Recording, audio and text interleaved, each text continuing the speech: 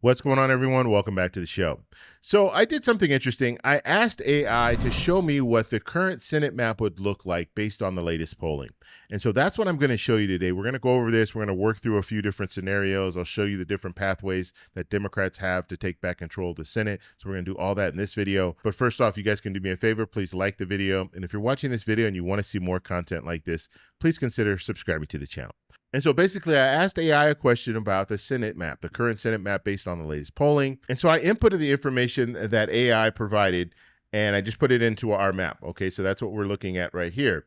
And so currently what it's telling us Democrats and independents will be at 48, Republicans are at 49, and then we have 3 toss-ups. And so we're going to take a look at this. Now, some of these states I predicted they would be either toss-ups or they would lean Republican or lean Democrat, but some of them are based on the polling, these races are very close, okay? And I think the first one that we could start with is New Hampshire. So looking at New Hampshire, the latest polling is showing us it's pretty much a dead heat right now.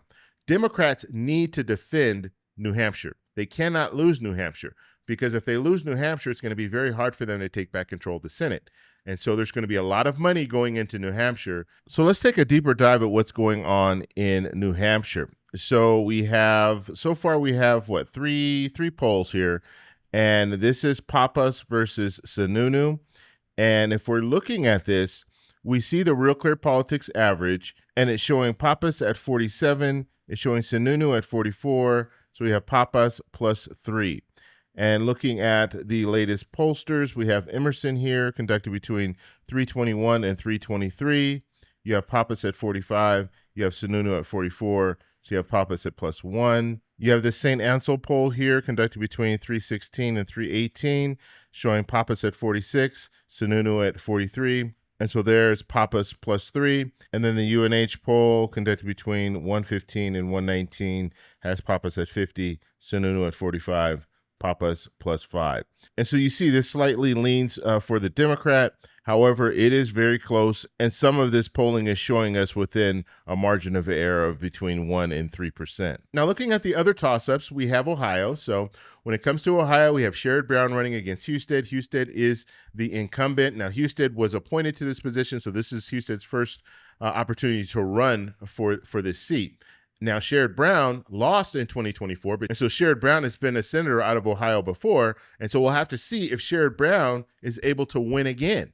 And based on the latest polling, we're seeing this race very close. We've seen Sherrod Brown leading in some of the polling. We've also seen Husted leading in some of the polling. So this is going to be a race that everybody's going to be watching very closely. I do think Sherrod Brown has what it takes to win. We'll just have to see with all of this stuff that's going on in the world today, in the country today, will Sherrod Brown be able to pull this out? So let's take a closer look at what's going on in Ohio. So this is Real Clear Politics that we're using here. We're going to take a look at the Real Clear Politics average first, and then we'll get into some of the latest polling. And so Real Clear Politics average has Husted at 47.7, has Brown at 46.3, and so you have Husted plus 1.4. Looking at some of the latest polling, this Qantas poll was conducted between 313 and 314. You have Husted at 46, Brown at 44. So you have Husted at plus 2. You have this Emerson poll conducted between 12.6 and 12.8. You have Husted at 49, Brown at 46, Husted plus 3. And then the BGSU poll, this was conducted between 10.2 and 10.14.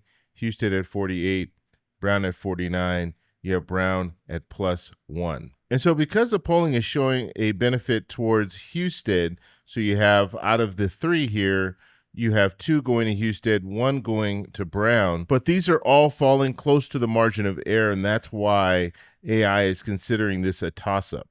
Okay, the next race that is a toss-up is Alaska. Now with Alaska, you have Sullivan. Sullivan is the incumbent. He's a Republican, and he's being challenged by Peltola. Now Peltola was previously in Congress before. Now she lost in 2024, and so we'll have to see if she's able to win this Senate seat. And the interesting thing about the House of Representatives in Alaska, you only have 1 seat. And so she was running a statewide race. So she's won a statewide race before. And so let's just see if she's going to be able to win against Sullivan. Right now, the polling is showing she has a lead. which is really interesting. So she has a lead in most of the polling that I've seen. And so Sullivan, who's the incumbent, has a disadvantage when we're looking at the polling. So we'll have to see how it all plays out. And so AI considers Alaska a toss-up as well. And so looking at some of the other states, some of these states, I anticipated them being, leaning Republican or leaning Democrat. When we have North Carolina, it's leaning Democrat. And I would tend to agree with that. When it comes to North Carolina, you have Roy Cooper running, and I think Roy Cooper has a really good shot of winning. You also have in Maine, you have that leaning for Democrats. When it comes to Maine, you have Plattner, who in the polling is doing really well against Collins, actually leading Collins in all the latest polls. And so that'll be an interesting race. Now, when it comes to Texas, AI has Texas leaning for the Republicans. Remember, Cornyn and Paxton are running in a runoff right now. We'll have that information in May when that runoff happens. But right now you have Tallarico versus either Cornyn or Paxton. I think, personally, this is going to be a closer race. I think this could be even considered a toss-up because I think Tallarico has what it takes to win in Texas. We'll just have to see if that happens. But nonetheless, this is what AI is telling us. Now, the interesting part about this, if we're looking at the numbers here, Democrats and independents at 48, Republicans at 49, Republicans only need to win one of these toss-ups.